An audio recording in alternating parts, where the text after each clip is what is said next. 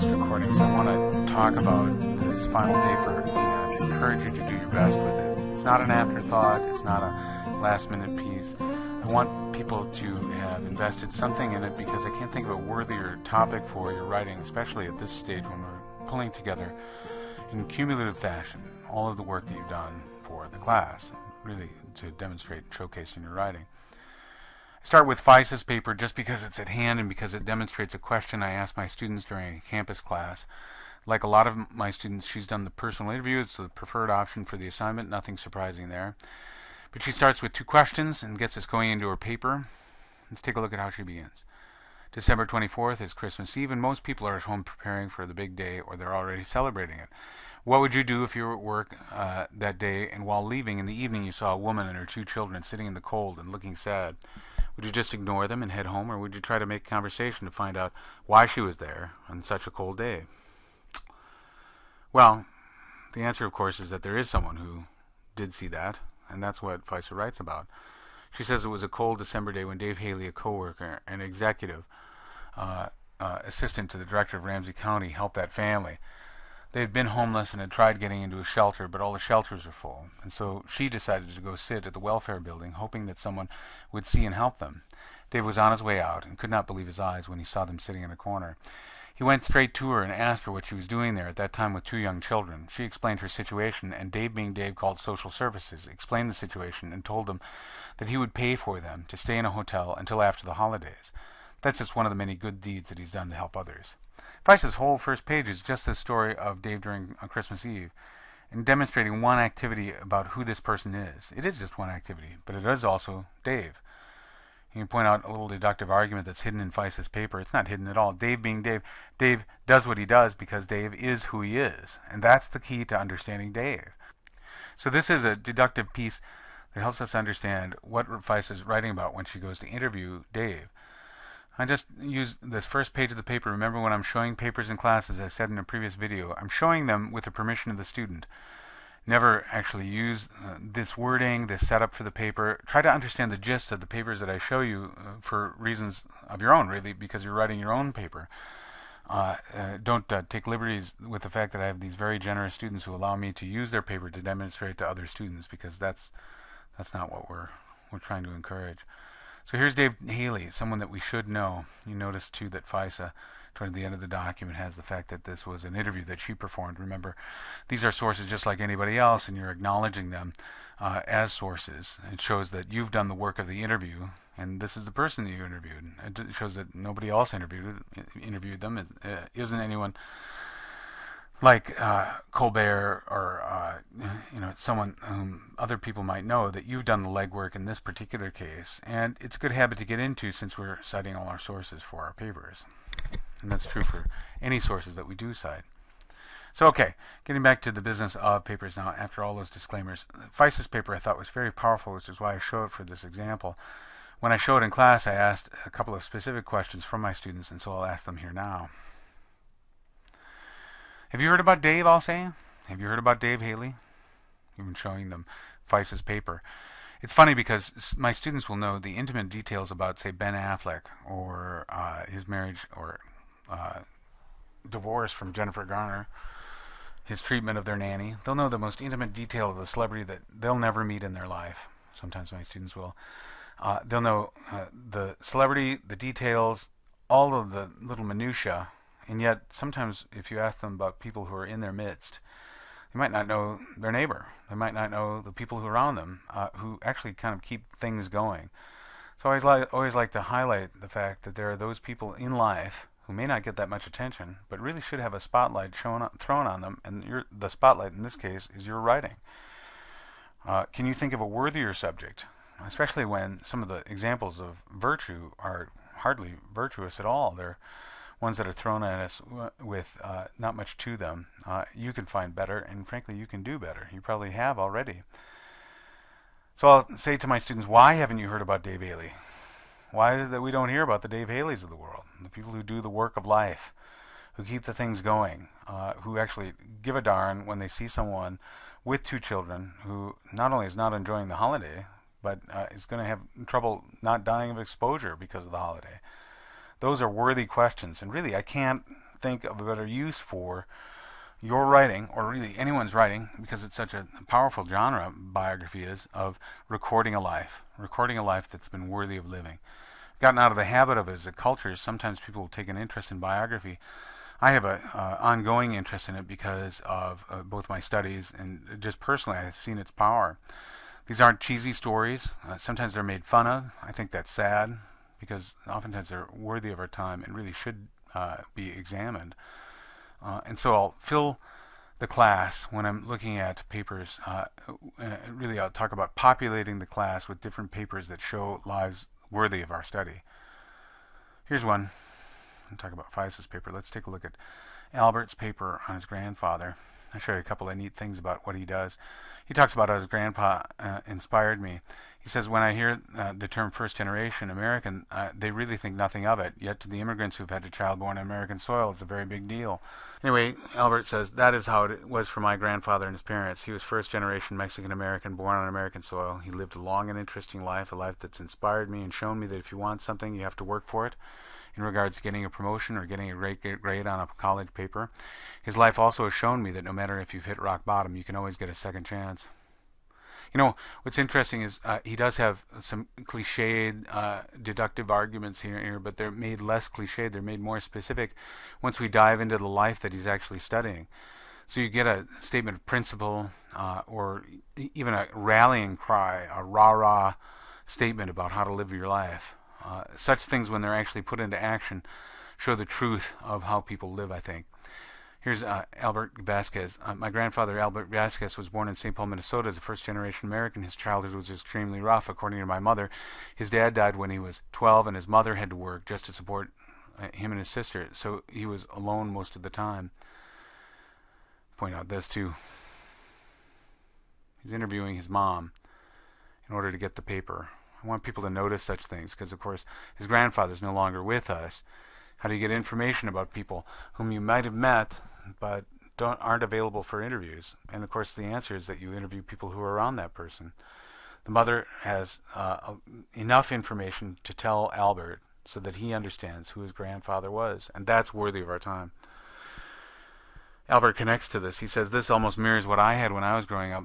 With my mother being sick when I was a child, I was very surprised to hear this about him. I could only imagine what kind of decisions were playing through his mind as a teenager. It was not until he was 17 when he was before a judge because he did something like stealing or something in that nature. So not a life that's free of problems.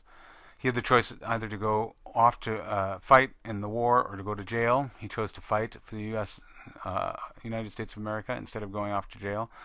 The only problem, according to my mom, was the fact that he was 17, not 18. So he went up to his mom and reassured her by telling her this, Mom, it's the Navy and I'm not going to get shot at.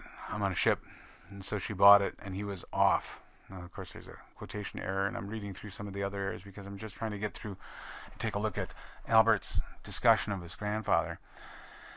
And we know that, of course, Navy's not going to be free from problems at all. If you're familiar at all with the Unbroken film, which is of course based on Hillebrand's book, best-selling book, he's going to face his own trials and problems. He says, if I even tried that with my mom in this day and age, she would not fall for it. Take a look at another paper. Chrissy has this interesting paper. Just pause over this and say, Divorce, a Love Story. What an interesting paper, even from the title.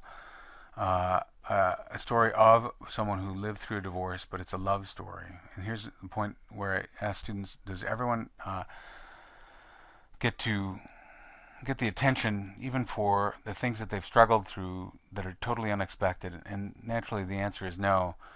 If you look at Chrissy's, we get to demonstrate something else about writing. What would you do if you found yourself in an abusive marriage? My mother was only 26 old when she faced this quandary. Any outsider would have assumed that my mother had a perfect life. She was a stay-at-home mom with a charming, successful husband and 3 healthy children. Yet, at home, she was coping with adultery and physical abuse from my father, who refused to go to counseling. She was confronted with the difficult decision of whether or not to get a divorce. The consequences from this decision would have a substantial impact on her life and the lives of her children. You know, you take a look at what people have lived through, and one fact certainly comes and is totally clear. The measure of a person's life and whether they show of virtue really can defy typical expectations. Some lives don't start on the same starting line as everyone else. I think that's an obvious statement, of course, but we take it for granted all the time. Someone may not have achieved outwardly all of those resume virtues that we like to highlight about heroism, about their sacrifices, whatever. But sometimes people are quietly sacrificing and we never notice at all. If so, your essay really needs not only to discuss the influence, but to create a context with which to understand a life. And that's what I'm trying to highlight with Chrissy's paper, because she's doing that. Here's a life where even the choice of a divorce, of course, can be seen as an heroic decision because you're helping save those children. Oh, and of course we got a works cited page. Zolt's paper, kind of unusual deductive argument made within Zolt's paper. 2 suitcases, each half full. He says, my dad is an old weakly now who is gray in the hair and long in the tooth, but he's also the most courageous person I know. So he's courageous, but also weak and getting older. I'm a pretty confident bodybuilder. In fact, other people usually step out of my way in the gym because of how I'm ripped. But I was surprised to find while interviewing him that he has more fight and sheer stamina than I do. Again, a nice contrast, I think. Here's a person who really diminutive in his later years, but in terms of mental, spiritual, the emotional strength, really showing up this bodybuilder. In fact, he has 2 suitcases, each half full. Now, of course, we'll return to this, which will take him everywhere he wants. Let me explain. And the rest of the paper will be an explanation of that. He'll detail his father's history in Romania, how it's a dangerous country when he was growing up, how he wanted to leave, how he befriended and then would marry his wife. And of course, in the interview, we don't want to do this a lot, but here's a nice block quote that he'll reproduce of what his father has said. I knew that I had a child on the way, and I knew I had to act fast. I had all of my family and friends there, but I knew it was not a place I wanted to raise you. I wanted you to have the opportunities that I didn't. A good education, and for you to live somewhere safe. I don't want to sit up every night worrying that someone had possibly stabbed you over something like a pack of cigarettes. The country, Romania, is no joke, and neither are many of the people there. You can make a joke about someone here, and most likely you'll be fine. They might get mad, but that's where it stops. If you make the same joke there in Romania, you better put your fists up. It took a little bit to sink in, but once it did, I realized how much of my dad had actually done for me. He took a gamble on his own life, leaving behind everything that he knew and held dear, just for an opportunity for his new family to have a better life. That was a bigger sacrifice than I had previously realized, and even had a bit of selflessness to go along with it. What's surprising is these interviews can reveal quite a lot, even if you think you know the person very well. There'll be surprises along the way, and discovering them is half the fun of it. The time had come, and my dad had said his goodbyes. My mom was a few months pregnant with me when he left for the United States to make an attempt at establishing a life for our family. My dad had nowhere to live and had enough money for a little over a week until he could find himself a job to earn more. When he got to the U.S., he was 22 years old and alone. He had a total of 2 suitcases, each of them only half full with clothes. And here we get a return to this original opening story. I found that to be a little strange, and so I asked him, why not just fill 1 suitcase all the way? And his response was this: it's simple. I could have had 1 suitcase filled all the way, but it didn't feel as broke having 2 suitcases. When it came to my morale, it made me feel more confident and optimistic. This is a person heading with only a week's resupply, if you will, and not much really to support him, starting off in a totally new place. How brave would you be? Sure enough, my dad was able to land himself not just 1 job, but 3. He worked 18 hours a day and had only enough spare time to eat and sleep. Within a year of working these 3 jobs, my dad had gotten a home car, saved enough money to buy my mom a nice wedding ring than one he'd previously given her. We tend to feel confident about things, and I'm sure, I sure know quite a few folks at school and the gym who talk the talk. Really, those people showing off their muscles. But my father showed me real confidence and courage. What does it take to make a hard choice and stick with it? My father had done it. He'd taken control of an uncontrollable situation where real danger and uncertainty existed. He had established a new place for his family. After I had turned 1 year old, my dad paid for both my mother's planes tickets and mine, and we were on our way. After everything he went through to make money, all while I was growing up, I feel he has succeeded. My dad now makes more money than the average American, which is impressive when you start with only 2 suitcases. Many people are born in this country with endless opportunity and never take advantage of it. My dad made it happen regardless of the barriers he faced. This has influenced my life immensely, because if not for my dad, I wouldn't be in this country right now. wouldn't be typing this paper. I wouldn't have the opportunities in life that I have in front of me. It's all because he was willing to risk everything to make a better life for his family, leaving everything you know behind and going into a completely different world for hopes of a better life is a great definition of courage. And another deductive argument we get toward the end of the paper. Good paper, and of course he's done his interview too, as we can see here. I can go on all day because there's so many people I can populate the class with. I've got a couple just listed here. I think I'll just end actually on one that'll demonstrate some of the same idea. Richard's a former student who wrote this essay, From One Generation to the Next. He talks about in his first encounter with a veteran, he himself working at Veteran Services. He says, one afternoon as I was sitting at my desk, a somewhat short, gray-haired man shuffled into my office and asked if I was Richard Moore. As I stood up and stuck out my hand, he said, "Yes, I am. How can I help you?" The man returned my handshake and said, "I'm Bill Everling. I received your business card from the audiologist, person checking his hearing at Sam's Club. He thought you might be able to assist me. I invited him to have a seat and to tell me a little bit about himself so we could determine his eligibility for veterans benefits. And this has turned into a friendship." What's interesting about Richard's paper is he talks about how, in a world where people take advantage oftentimes or will complain incessantly about their problems, here's a fellow who wasn't complaining at all, didn't really ask for a handout, even though he'd served the country. He'd been very modest in the things that he'd requested. And in encountering him, just on this kind of fluke encounter, he was able to help him with a lot and help him get the services that he so richly deserved because of how he'd served the country. Now, I want to leave you with a taste of wanting to read more of the paper, but I'm going to skip ahead actually to the end, where we hear about his trip out to D.C. where he's honored. Okay. I picked Bill up one early Saturday morning. Sorry, I want to back up here a minute. He begins up here. There were many times Bill could not hold back his emotions of appreciation and gratitude for all I had done for him. I told him that he had done more for me than he would ever know. Which is kind of a kicker when you think about it. This guy's thanking my student for all he'd done, and in return, Richard talks about how much he has done for him. I picked up Bill early one Saturday morning to escort him to his honor flight. He was so excited that he hadn't slept the night before. We were one of the first groups of veterans to arrive at the terminal to register, and then we got a cup of coffee and took a seat. As more and more veterans arrived, Bill got lost in conversation with one hero after another. I just stood back and watched a man of 91 years old act like he was 20 again. I began to tear up watching the smiles of the veterans' faces. We loaded the plane bound for D.C. with 91 veterans who were going to see their memorial. Bill wanted to sit by a window since he hadn't been on a plane in many years. We landed, this is for the World War II memorial, of course. We landed at the Reagan Airport to a hero's welcome, with fire trucks spraying water all over the plane. We walked, I assume that's in celebration, not to wet them down, obviously. As we walked through the terminal, I stayed a few steps back from Bill as hundreds of patrons clapped and thanked the entire plane load of heroes for their service. Of course, there might be a typo here and there, but by and large, it's a relatively clean essay. With a sense of shyness, Bill could not believe the event was to honor him and his comrades. The day almost overwhelmed Bill with emotion. A few weeks later, I presented Bill with a photo of a memory book that I made for him. It was a book of our trip to Washington, D.C., which I personalized just for him. Many times in life, we're seeking information from somebody, never really knowing what we're going to receive. That's the case with Bill. I just wanted to interview him to qualify him for benefits he deserved, but I learned so much more. I learned what it's like to sacrifice for the good of a nation, how to be a better man. I learned that the strong family will get you through everything. One of the most important lessons I learned was the depth of friendship. William Everling is a hero to me and always will be.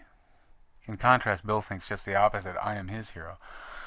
Of course, it's a kind of love fest in a way because they each have this mutual admiration society. And while such stuff can be, in our day and age, mocked unfairly and ridiculed often because people will make fun of mutual admiration society, we shouldn't. This is deserving of our attention. Do you know William Everling? Do you know Richard Moore? You should. Why don't you? And it's kind of the same question that I ask people. Why don't we know these lives around us? Why aren't they deserving of more than 50 seconds in the news, or maybe even less, maybe no coverage whatsoever? I hope that people will notice that this kind of assignment really brings out the best in people, how they've overcome, how they've achieved and how that achievement sometimes really does surprise us. You can tell that I could go on and on with so many papers that I have available to me to demonstrate aspects of what a great biography paper really shows. But it's that influence of one life on another, and the same set of questions that I sort of pose, and your explanation of why these lives are worthy of our study, why shining a light on them brings out really the best of them, and shows us the best of ourselves, because we're appreciating those virtues that stand us in good stead and will for some time to come. So okay, little video. I almost don't want to end it because there's so many more examples that I could bring to light, even ones of my own. But I think that's enough to get you to the next step, to realize what the paper's really about, to show the story of that one influence on another. It doesn't have to report the entire life, but it does have to show a connection that you make with another person and the virtues that they represent.